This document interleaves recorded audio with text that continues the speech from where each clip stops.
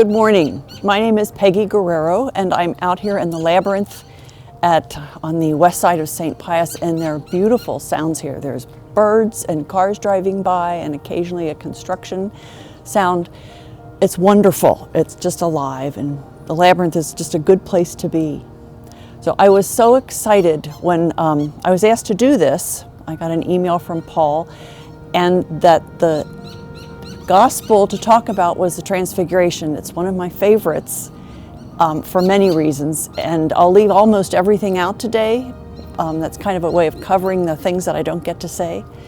But it's a wonderful Sunday start to Lent.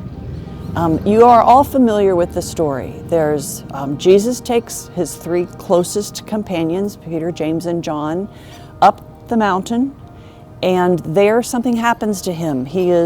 We are what we call transfigured.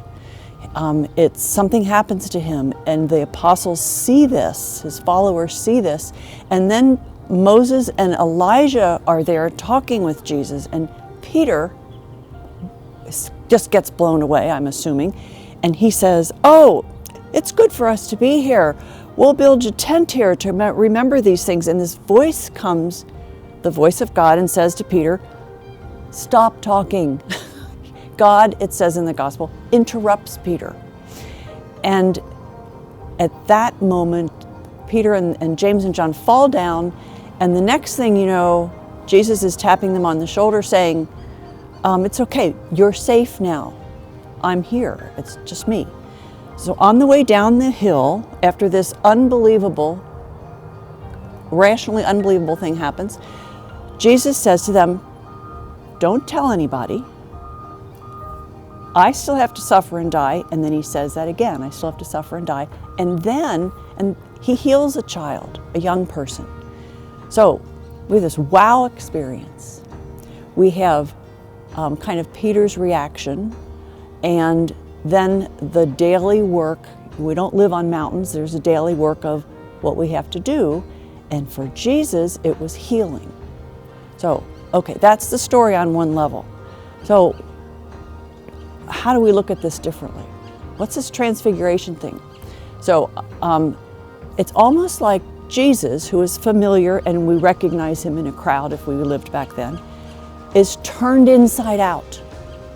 It's like the Christ within, fully within Jesus, is revealed. So it's always there, but it's not just on display, but it's there for us to see. We've turned Jesus inside out, and the Christ is visible. That's stunning. And then what does this person, this Jesus, the full Christ, do? He heals people. So there's this wow experience, which I know I need because, that suffering and hard time stuff is real. And I need to have that to remember that that's real too, so that I can go back the work that I have to do. Now, my career was teaching. I taught elementary, I taught high school. In the last 16 or 17 years, I've been working with adults in faith formation. And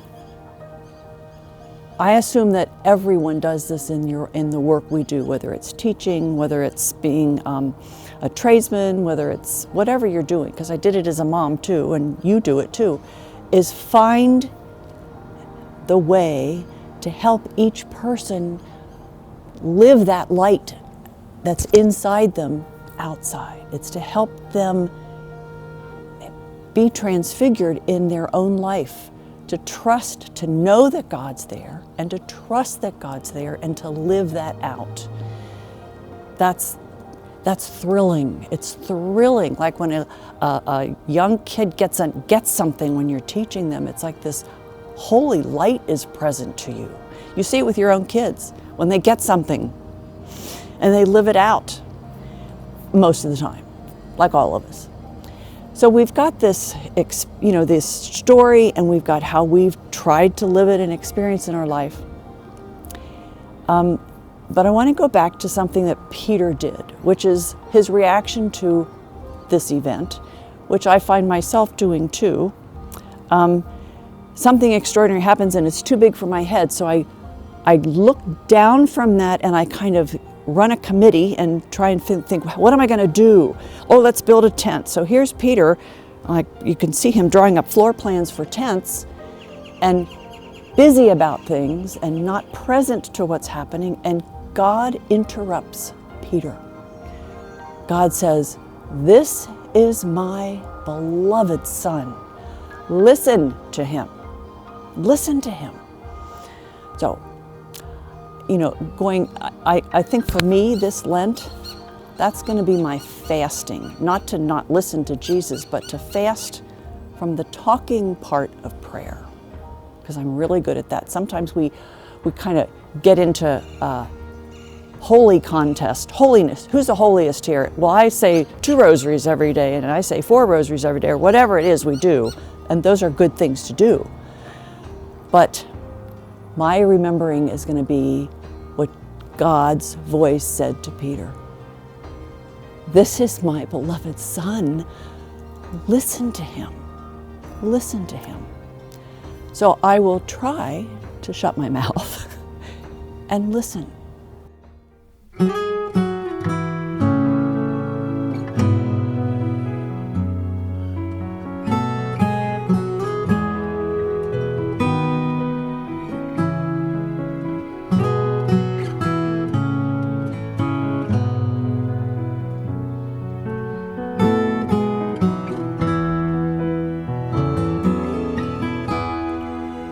Open my eyes, Lord. Help me to see your face. Open my eyes, Lord. Help me to see. Open my ears, Lord. Help me to hear your voice. Open my ears, Lord. Help me to hear. Open my heart, Lord. Help me to love like you. Open my heart, Lord. Help me to love.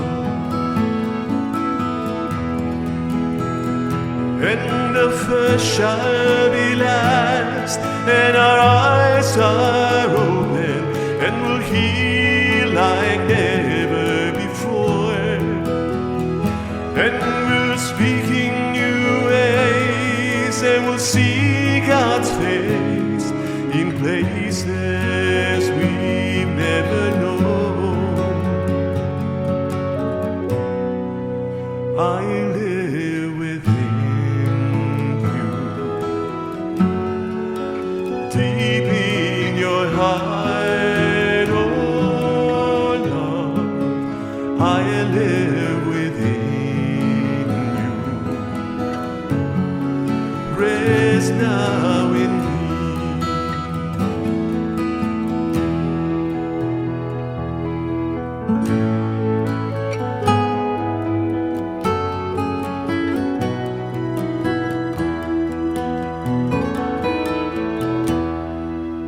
Open my eyes, Lord. Help me to see your face. Open my eyes, Lord. Help me to see.